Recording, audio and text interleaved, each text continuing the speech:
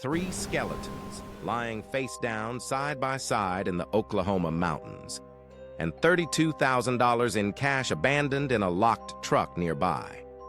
On October 16, 2009, a hunter stumbled onto a white Chevrolet pickup on a remote logging road near Red Oak, Oklahoma. The doors were locked. Inside, 2 cell phones, a GPS unit, wallets, a woman's purse with her ID, a starving dog barely alive after 8 days trapped in the cab. And under the driver's seat, a bank bag stuffed with $32,000 in cash, completely untouched. The truck belonged to Bobby and Sherilynn Jamison, who had driven into these mountains with their 6-year-old daughter, Madyson, to look at a piece of land. No footprints leading away, no signs of struggle, no family. It would take 4 years to find them, and when searchers finally did, the answers they were hoping for never came. Because in this case, every single piece of evidence points in a different direction, and one of those directions is somewhere very dark.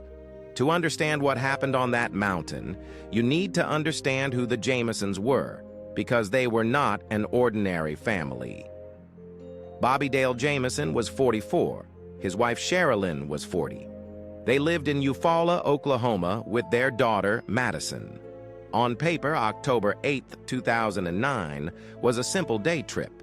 They were driving into the Bois Mountains near Red Oak to look at 40 acres of land they wanted to buy. Friends said they dreamed of living off the grid in a storage container away from everyone.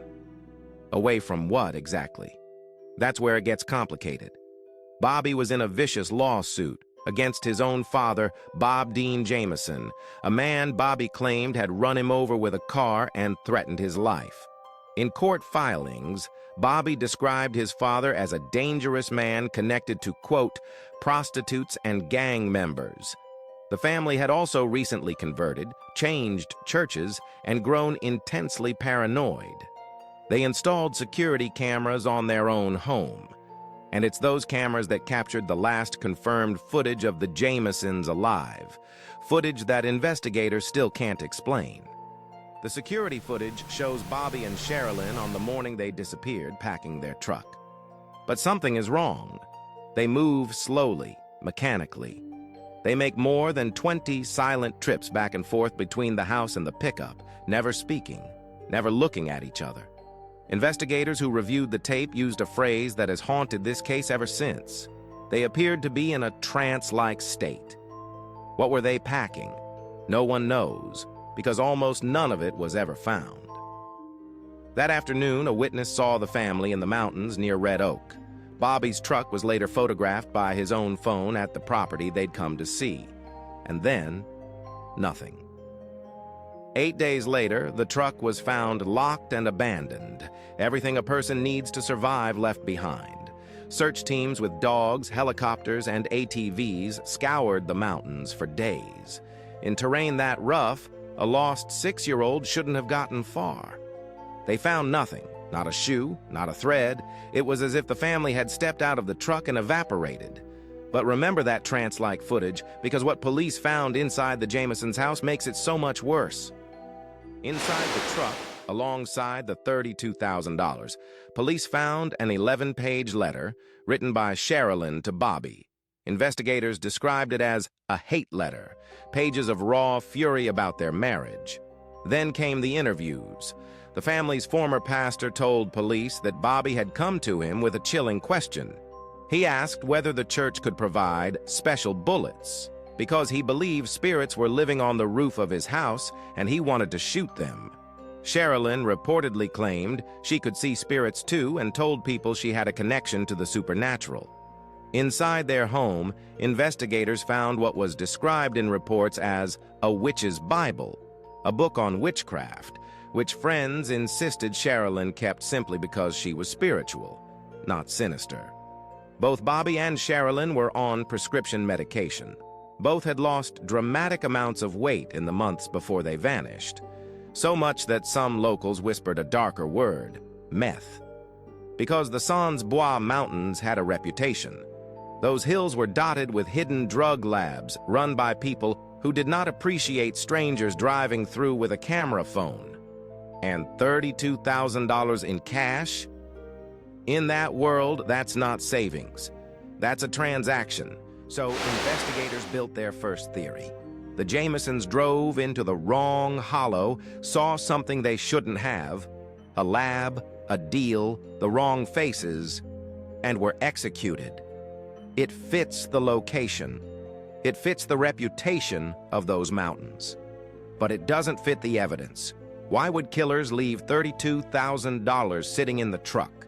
Why leave the phones, the GPS, the wallets, everything traceable, everything valuable? Theory 2. Bobby's father. The lawsuit, the threats, the alleged criminal connections. Bob Dean Jamison died just weeks after the disappearance, taking whatever he knew to his grave. Theory 3 is the one nobody wants to say out loud. Murder-suicide. The hate letter, the medications, the paranoia, the trance-like footage.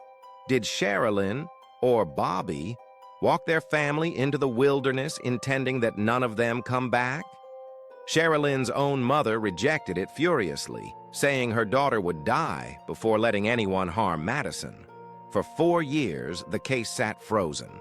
3 missing people, 0 physical evidence. And then, on November 16, 2013, 2 hunters walking a ridge 2.7 miles from where the truck was found stopped dead in their tracks.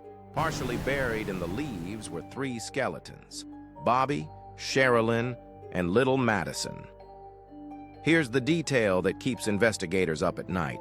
2 of the bodies were lying face down, side by side, close together, in an arrangement that many who saw the scene say did not look accidental. It looked deliberate, almost posed, like an execution. But after 4 years of exposure, the medical examiner could not determine a cause of death. No bullet holes in the bones, no fractures, no cut marks, officially undetermined. And then came the final twist, the one found on Bobby's own phone, recovered from the truck years earlier. The last photo ever taken on it was of Madyson, standing by the truck on that mountain, time-stamped the day they vanished. She's looking at the camera, and for years, people who studied that photo have asked the same question. Why does a family in a supposed trance, or fleeing for their lives, or walking to their deaths, stop to take a picture? Some see fear in her face, some see nothing at all. But that photograph is the last moment the Jamison family ever existed on record. Whatever happened next happened within hours, less than 3 miles from the truck. So what actually happened to the Jamison family? The drug theory can't explain the untouched money. The murder-suicide theory can't explain how 3 people, including the adult who supposedly did it, all ended up dead with no weapon ever found at the scene. The hitman theory can't explain why professional killers would leave a truck full of evidence. And the strangest theory of all, that the family's paranoia about spirits, the witchcraft book, the trance-like footage, all pointed to something that can't be filed in a police report, explains nothing, and yet somehow refuses to go away. 16 years later, the Latimer County case remains open.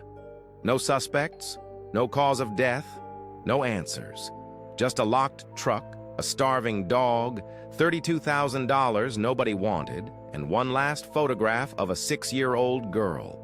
Somebody out there knows what happened on that mountain on October 8, 2009. Maybe they're still alive. Maybe they're watching videos just like this one. What do you think really happened to the Jamisons? Drop your theory in the comments. I read every one. And if you want more cases that were never solved, you know what to do. If this kept you up at night, you're not ready for what comes next. Subscribe and hit the bell, because the next one drops soon. If you made it this far, you're one of us. Subscribe for daily mysteries.